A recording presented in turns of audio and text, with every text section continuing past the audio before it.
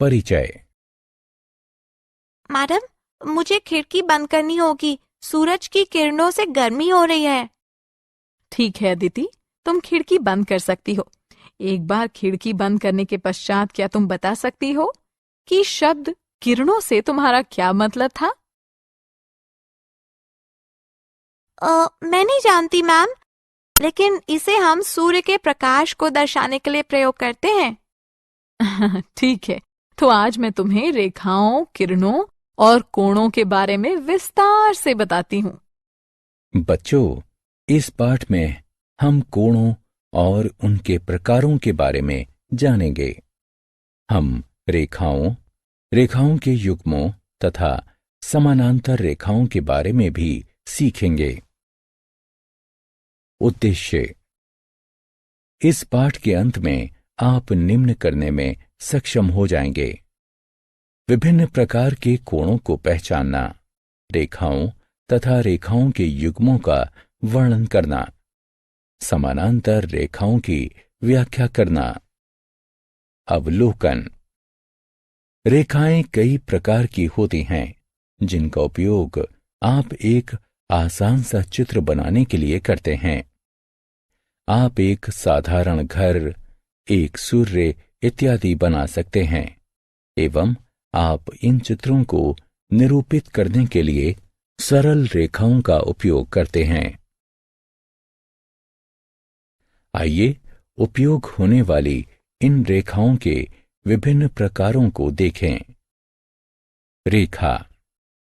एक रेखा का कोई प्रारंभिक बिंदु तथा अंत बिंदु नहीं होता है। आप दोनों दिशाओं में एक रेखा को असीम रूप से फैला सकते हैं। रेखाखंड। एक रेखाखंड का एक प्रारंभिक बिंदु तथा एक अंत बिंदु होता है। किरण। एक किरण का आरंभिक बिंदु होता है, किंतु अंत बिंदु नहीं होता है। कोण। समान प्रारंभिक बिंदु वाली दो किरणों से एक कोण की रचना की जाती है। प्रारंभिक बिंदु को शीर्ष कहा जाता है तथा किरणें कोण की भुजाएं कहलाती हैं। संबंधित कोण। एक कोण को दो किरणों के मिलन के रूप में परिभाषित किया जाता है, जिनका अंत बिंदु एक ही होता है। कोण की भुजाएं दो किरणें होती हैं, जबकि शीर्ष उसके उभयनिष्ठ अंत बिंदु होते हैं। चार प्रकार के कोण होते हैं।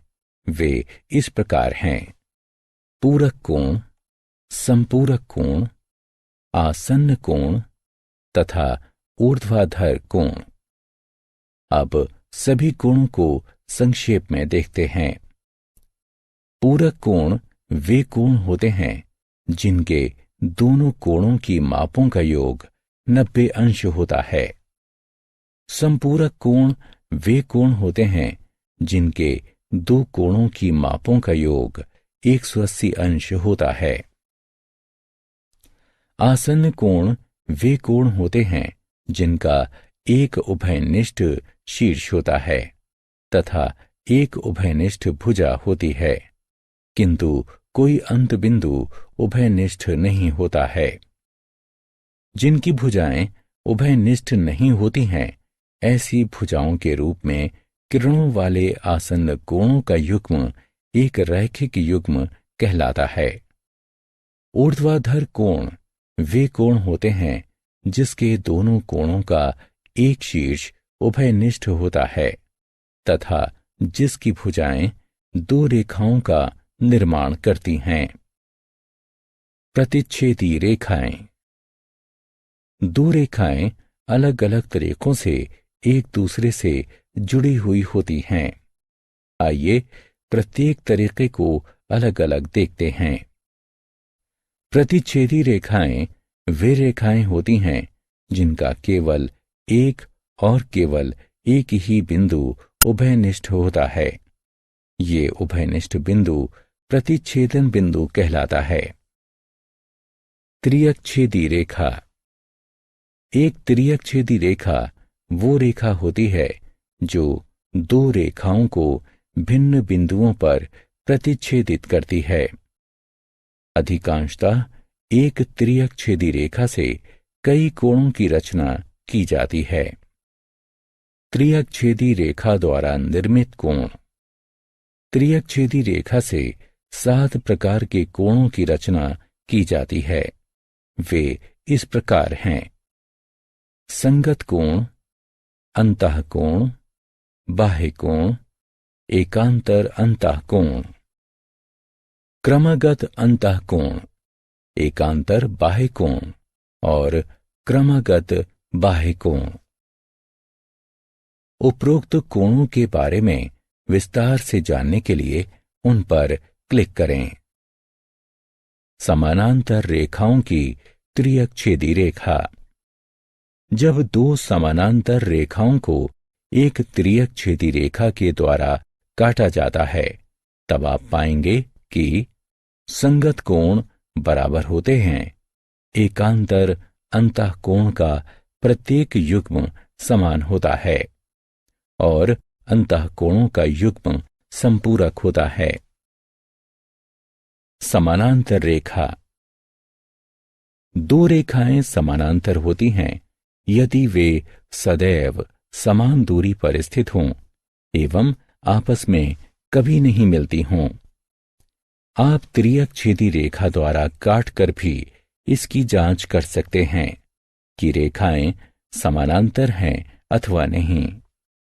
यदि उनके संगत कोण समान होते हैं, एकांतर अंतःकोण के युग्म समान एवं संपूरक होते हैं, तब रेखाओं को समानांतर होना चाहिए। सारांश। आइए हमने जो कुछ भी सीखा है उसे संक्षेप में दोहराएं। रेखाओं का कोई प्रारंभिक बिंदु नहीं होता है। एक रेखाखंड का केवल एक प्रारंभिक तथा अंत बिंदु होता है। इसी प्रकार एक किरण का प्रारंभिक बिंदु होता है, किंतु कोई अंत बिंदु नहीं होता है। एक समान प्रारंभिक बिंदुओं वाली दो किरणों से एक कोण की रचना की जाती है। दो रेखाएं 4 तरीकों से परस्पर जुड़ी हुई होती हैं। प्रतिच्छेदी रेखाएं, त्रियकछेदी रेखाएं, त्रियकछेदी रेखाओं के कोण तथा समानांतर रेखाओं की त्रियकछेदी रेखाएं। यदि संगत कोणों की मापें तथा एकांतर अंतःकोणों के युग्म समान होते हैं, तब रेखाएं समानांतर होनी चाहिए।